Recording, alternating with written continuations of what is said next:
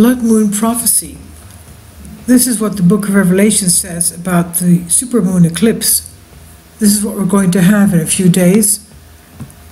Express UK, Sebastian Ketley reports, a blood moon eclipse, the lunar eclipse this month promises to light up the skies with an eerie red glow, leading some conspiracists to believe it is a biblical sign of doom.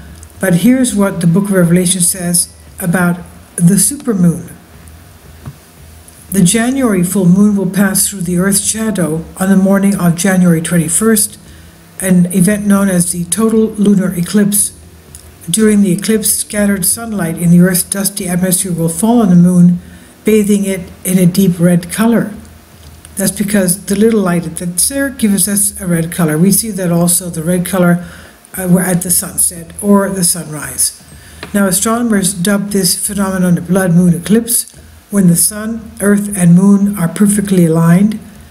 There are, however, some voices in Christian conspiracy circles which claim the blood moon is a biblical portent of doom.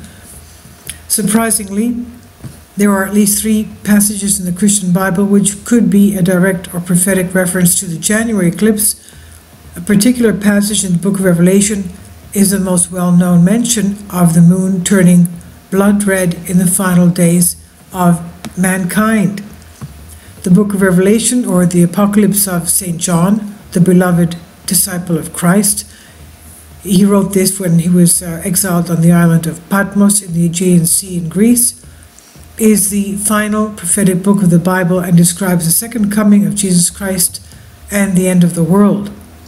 Revelation 6:12-14 reads, "And behold, when he had opened the 6th seal, and lo, there was a great earthquake, and the sun became black as sackcloth of hair, and the moon became as blood.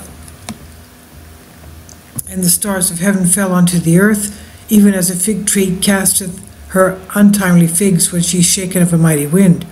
And the heaven departed as a scroll when it is rolled together, and every mountain and island were moved out of their places." End quote. There are a total of 7 seals in the book of Revelation, which are believed to be the scrolls containing secret information known only by God himself.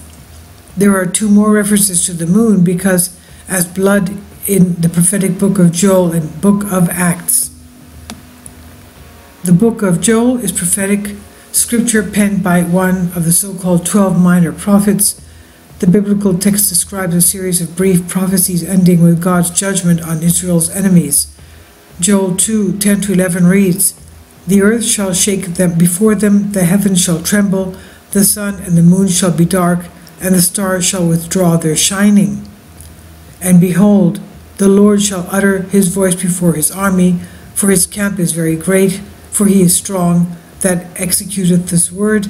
For the day of the Lord is great and very terrible, and who can abide it?"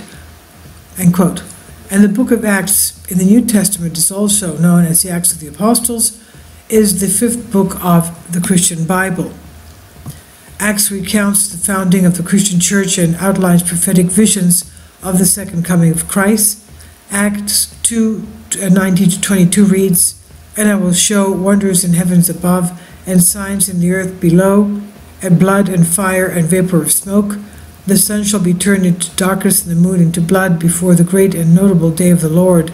And it shall come to pass that whoever shall call on the name of the Lord shall be saved. Ye men of Israel, hear these words. Jesus of Nazareth, a man approved of God among you by miracles and wonders and signs, which God did by him in the midst of you, as ye yourselves also know." End quote.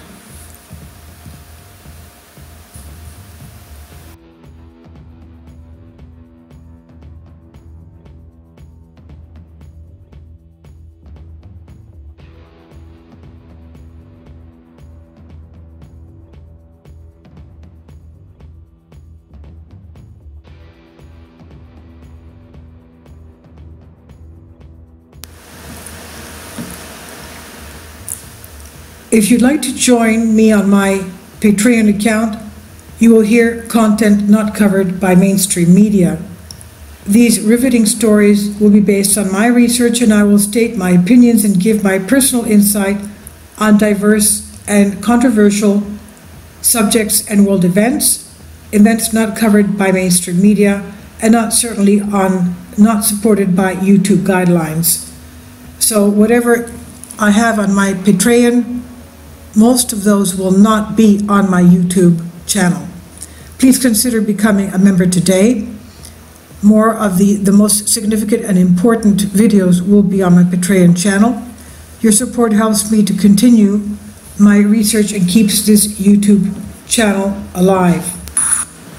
And we depend on your support, your generous charity, because we help economically challenged families here in Athens, Greece, in Kapota, and we also help the young generation with university tuition and the community around our church. Thank you.